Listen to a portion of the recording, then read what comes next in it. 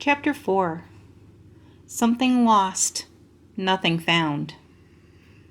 One day, when Lina had been a messenger for several weeks, she came home to find that Granny had thrown all the cushions from the couch onto the floor, ripped up a corner of the couch's lining, and was pulling out wads of stuffing. "What are you doing?" Lina cried. Granny looked up. Wisp of soft sofa stuffing stuck to the front of the dress and clung to her hair. "Something is lost," she said. "I think it might be in here." "What's lost, Granny?" "I don't quite recall," said the old woman. "Something important." "But Granny, you're ruining the couch. What will we sit on?" Granny tore a bit more of the covering off the couch and yanked out another puff of stuffing. "It doesn't matter," she said. "I'll put it back together later." "Let's put it back now," Lina said. "I don't think what's lost is in there." "You don't know," said Granny darkly, but she sat back on her heels looking tired. Lina began cleaning up the mess. "Where's the baby?" she asked. Granny gazed at Lina's blankly. "The baby? You haven't forgotten the baby?"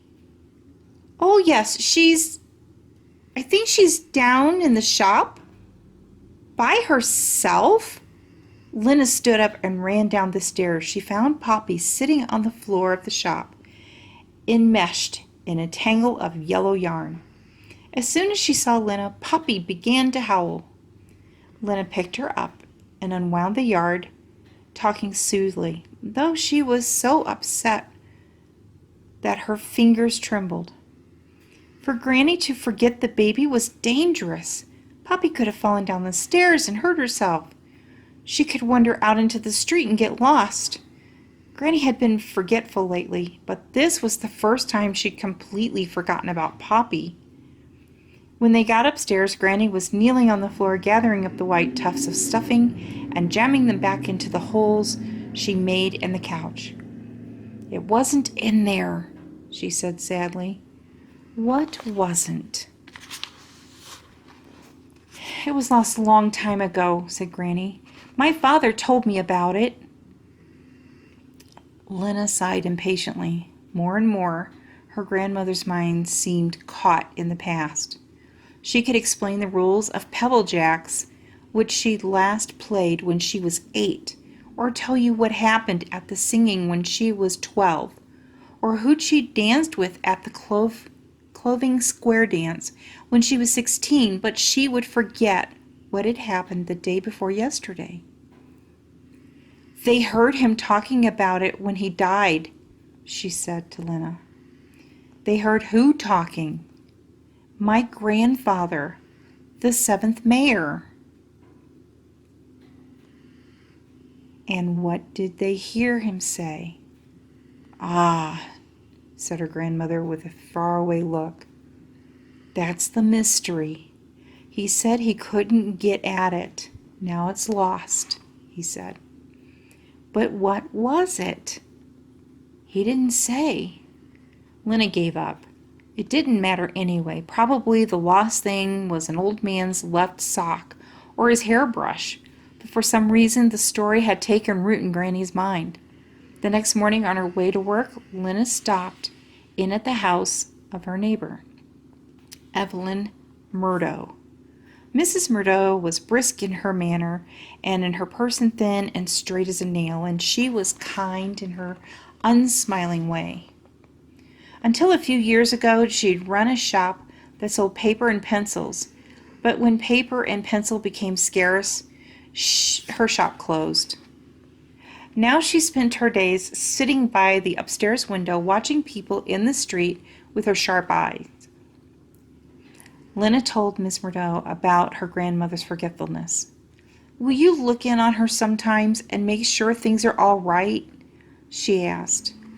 "I will, certainly," said Mrs. Murdo, nodding twice firmly.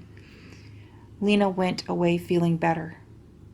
That day Lina was given a message by Arbin Swin, who ran the Colley Street vegetable market. to be delivered to Lina's friend Clary, the greenhouse manager. Lina was glad to carry this message, though her gladness was mixed a little with sadness. Her father had worked in the greenhouse. It still felt strange not to see him there. The 5 greenhouse producers all of Ember's fresh food. They were out past Greengate Square at the farthest edge of the city. Nothing else was out there but the trash heaps, great moldering, stinking hills that stood on rocky ground and were lit by a few floodlights high up on poles. It used to be that no one went to the trash heaps but the trash collectors, who dumped the trash and left it. Now and then a couple of children might go there to play, scrambling up the sides of the heaps and tumbling down. Lina and Liz used to go when they were younger. They'd pull out the occasional treasure, some empty cans, maybe an old hat or a cracked plate, but not anymore. Now there were guards posted at the trash heaps to make sure no one poked around. Just recently, an official job called trash sifter had been created. Every day a team of people methodically sorted through the trash heaps in search of anything that might be of all useful. They'd come back with broken chair legs that could be used for repairing window frames, bent nails that could become hooks for clothes, even filthy rags stiff with dirt that could be washed out and used to patch holes in window blinds or mattress covers. Lina hadn't thought about it before, but now she wondered about the trash sifters. Were they there because Ember really was running out of everything? Beyond the trash heaps, there was nothing at all. That is, only the vast unknown regions where the darkness was absolute. From the end of Diggory Street, Lina could see the long, low greenhouses. They looked like big tin cans that had been cut in half and laid on their sides. Her breath came a little faster. The greenhouses were a home to her, in a way. She knew that she was most likely to find Clary somewhere around Greenhouse 1, where the office was. So that is where she headed first. A small tool shed stood beside the door of the Greenhouse 1. Lina peeked into it, but saw only rakes and shovels, so she opened the greenhouse door. Warm, furry-smelling air washed over her, and all her love for this place came rushing back. Out of habit, she gazed up towards the ceiling as if she might see her father there on his ladder, tinkering with the sprinkler system, the temperature gauges, and the lights. The greenhouse light was whiter than the yellowish light of the Ember street lamps. It came from long tubes that ran the length of the ceiling. In this light, the leaves of the plants shone so green they almost hurt Lina's eyes. On the days when she'd come here with her father, Lina had spent hours wandering along the gravel paths and ran between the vegetable beds, sniffing the leaves, poking her fingers into the dirt, and learning to tell the plants apart by their look and smell. There were the beans and the peas with their curly tendrils, the dark green spinach, the ruffled lettuce, and hard, pale green cabbage, some of them as big as newborn babies' heads. What she loved best was to rub the leaves of the tomato plants between her fingers and breathe in the pungent, powdery smell. A long straight path led from one end of the building to the other. About halfway down the path, Clary was crouching by a bed of carrots. Lina ran towards her, and Clary smiled, brushed the dirt from her hands, and stood up. Clary was tall and salad, with big hands and knobby knuckles. She had a square jaw, square shoulders, and brown hair cut in a short, squarish way. You might have thought, looking at her, that she was a gruff, unfriendly person, but her nature was just the opposite. She was more comfortable with plants than with people. Lina's father had always said that. She was strong but shy, a person of much knowledge but few words.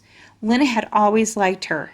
Even when she was little, Clary did not treat her like a baby, but gave her jobs to do, pulling up carrots, picking bugs off cabbage. Since her parents had died, Lina had come many times to talk to Clary or just to work silently beside her. Clary was always kind to her, and working with the plants took Lina's mind off of her grief. "Well," said Clary. She smiled at Lina, wiped her hands on her already grimy pants, and smiled some more. Finally she said, "You're a messenger." "Yes," said Lina. "And I have a message for you. It's from Arbin Swin. Please add 4 extra crates to my order, 2 of potatoes and 2 of cabbages." Clary frowned. "I can't do that," she said. "At least I can send them some cabbages, but only 1 small crate of potatoes." "Why?" asked Lina. "Well, we have sort of a problem with the potatoes." "What is it?" said Lina. Clary had a habit of answering questions in the briefest possible way. You had to keep asking and asking before you would believe you really wanted to know and weren't just being polite. Then she would explain, and you could see how much she knew and how much she loved her work. "I'll show you," she said. She led the way to the bed where the green leaves were spotted with black. "A new disease. I haven't seen it before. When you dig up the potatoes, they're runny inside instead of hard, and they stink. I'm going to have to throw all of the ones in this bed away. There are only a few beds left that aren't infected." Most people in Ember had potatoes at every meal. Mashed, boiled, stew, roasted. They'd had fried potatoes too in the days before the cooking oil ran out. "I'd hate it if we couldn't have potatoes anymore," said Lina. "I would too," said Clary. They sat on the edge of the potato bed and talked for a while about Lina's grandmother and the baby and the trouble Clary was having with the beehives and about the greenhouse sprinkler system. "It hasn't worked right since—" Clary hesitated and glanced sideways at Lina. "For a long time," she said. She didn't want to say, "since your father died." Lina understood that. She stood up. "I should go," she said. "I have to take Arbin Swin the answer to his message." "I hope you come back again," said Clary. "You can come whenever. You can come anytime." Lina said thank you and turned to go. But just outside the greenhouse door, she heard running footsteps and a strange, high, sobbing sound. Or rather, she heard sobs, and then a wail, sobs, and then a shout, and then more sobs, getting louder. She looked back towards the rear of the greenhouse, towards the trash heaps. "Clary," she called. "There's something." Clary came out and listened too. "Do you hear it?" "Yes," said Clary. She frowned. "I'm afraid it's someone who—" She peered towards the crying noise. "Yes, here he comes." Her strong hand gripped Lina's shoulder for a moment. "You'd better go," she said. "I'll take care of this." "But what is it?" "Never mind. Just go." But Lina wanted to see. Once Clary had walked away, she ducked behind the tool shed. From there she could watch. The noise came closer. Out beyond the trash heaps, a figure appeared. It was a man, running and stumbling, his arms flopping. He looked as if he was about to fall over, and if he could hardly pick up his feet. In fact, as he came closer, he did fall. He tripped over a hose and crumpled to the ground as if the bones had dissolved. Clary stooped down and said something into his ear in a voice so low Lina couldn't hear. The man was panting. When he turned over and sat up, Lina saw that his face was scratched and his eyes wide open in fright. His sobs had turned into hiccups. She recognized him. He was Meryl, one of the clerks in the supply depot. He was a quiet, long-faced man who always looked worried. Clary helped him to his feet. The two of them came slowly towards the greenhouse, and as they got closer, Lina could hear what the man was saying. He spoke very fast, in a weak, trembling, hardly stopping for breath. "Was sure I couldn't do it. I said it to myself, just one step after another. That's all. One step after another. I knew it would be dark. Who doesn't know that? But I thought, well, dark can't hurt you. I'll keep going, I thought." He stumbled and sagged against Clary. "Careful," Clary said. They searched for the door of the greenhouse, and Clary struggled to open it. Without thinking, Lina darted out from behind the tool shed and opened it for Clary. Clary shot her a quick frown, but said nothing. Sadge didn't stop talking. But then there was farther I went, the darker it was. And you can't just keep walking into the black dark, can you? It's like a wall in front of you. I kept turning around to look at the lights of the city because that's all there was to see. And then I'd say to myself, don't look back, keep moving. But I keep tripping and falling. The ground is rough out there. I scraped up my hands. He held up one hand and stared at the red scratches on it, which oozed drops of blood. They got him into Clary's office and sat him down in a chair. He rambled on. "Be brave," I said to myself.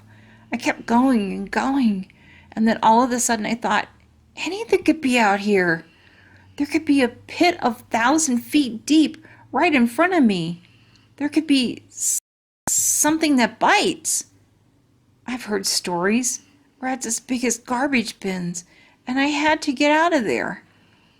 So I turned around and I ran. "Never mind," said Clary. "You're all right now. Lina, get him some water." Lina found a cup and filled it from the sink in the corner. Sadge took it with a shaky hand and drank it down. "What were you looking for?" said Lina. She knew what she would have been looking for if she'd gone out there. She'd thought about it countless times. Sadge stared at her. He seemed to be puzzled over her question. Finally he asked, "I was looking for something that could help us." "What would it be?" "I don't know, like a stairway that leads to somewhere maybe, or a building full of, I don't know, useful things." "But you didn't find anything or see anything?" Lina asked, disappointed. Nothing. There is nothing out there." His voice became a shout and his eyes looked wild again. "Or if there is, we can never get it. Never. Not without a light." He took a long, shaky breath. For a while he stared at the floor and then he stood up. "I think I'm all right now. I'll be going." With uncertain steps he went down the path and out the door. "Well," said Clary, "I'm sorry that happened while you were here. I was afraid you might be scared. That's why I told you to go." But Lina was full of questions, not fear.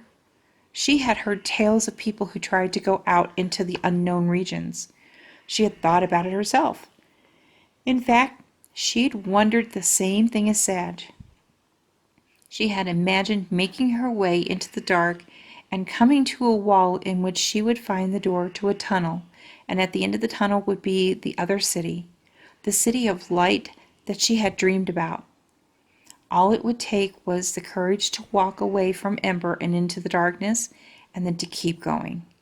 It might have been possible if you could carry a light to show the way, but in Ember there was no such thing as a light that you could carry with you.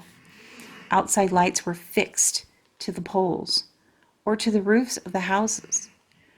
Inside lights were set into the ceiling and had cords that had to be plugged in. Over the course of Ember's history, various clever people had tried to invent a mobile light, but all of them had failed. One man had managed to ignite the end of a stick of wood by holding it against the electric burner of his stove. He'd run across the city with the flaming stick, planning to use it to light his journey.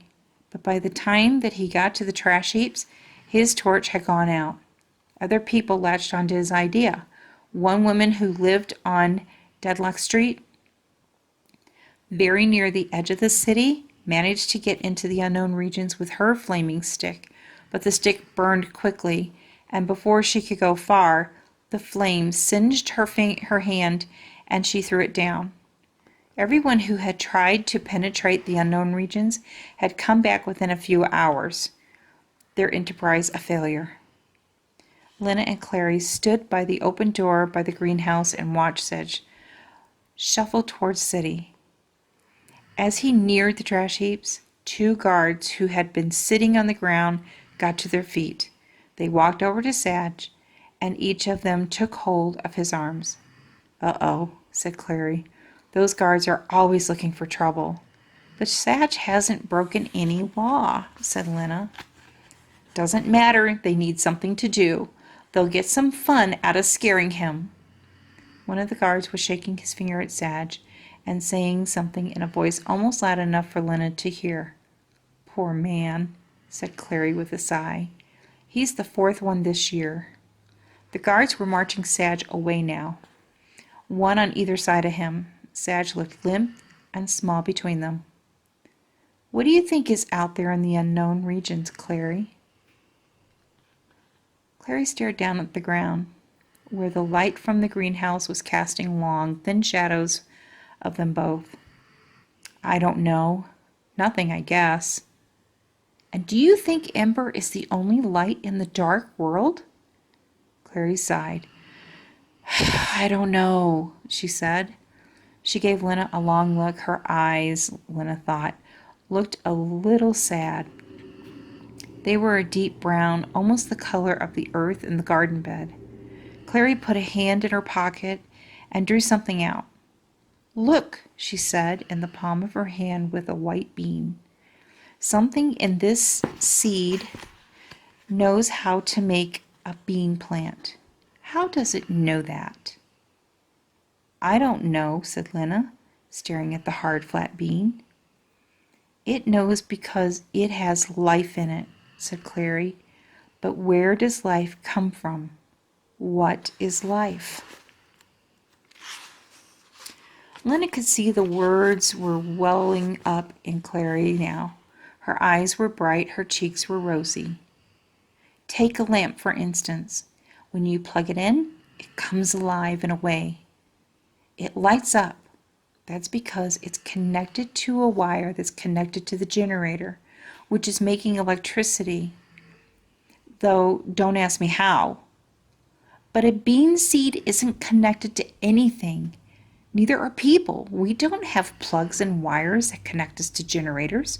What makes living things go inside themselves somehow?" Her dark eyebrows drew together over her eyes. "What I mean is," she said finally, "something is going on that we don't understand. They say the builders made the city. But who made the builders? Who made us? I think the answer must be somewhere outside of Ember." "In the unknown regions?" "Maybe, maybe not. I don't know." She brushed her hands together in a time to get back to work way. "Clary," said Lina quickly, "here's what I think." Her heart sped up. She hadn't told this to anyone before. "In my mind, I see another city."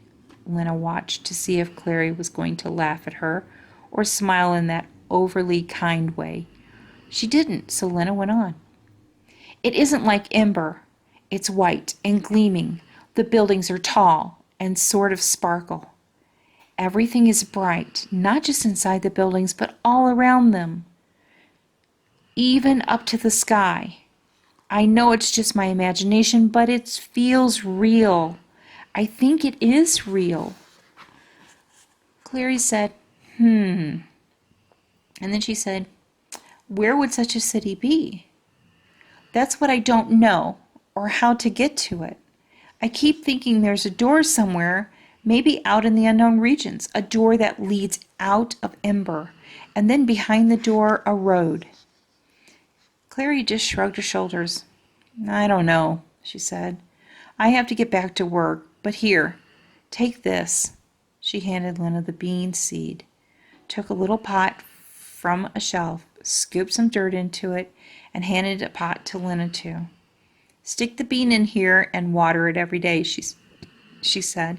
"It looks like nothing, like a little white stone, but inside there is life. That must be a sort of clue, don't you think? If we could just figure it out." Lina took the seed of the pot. "Thank you," she said. She wanted to give Clary a hug but didn't, in case it would embarrass her. Instead, she just said goodbye and raced back towards the city.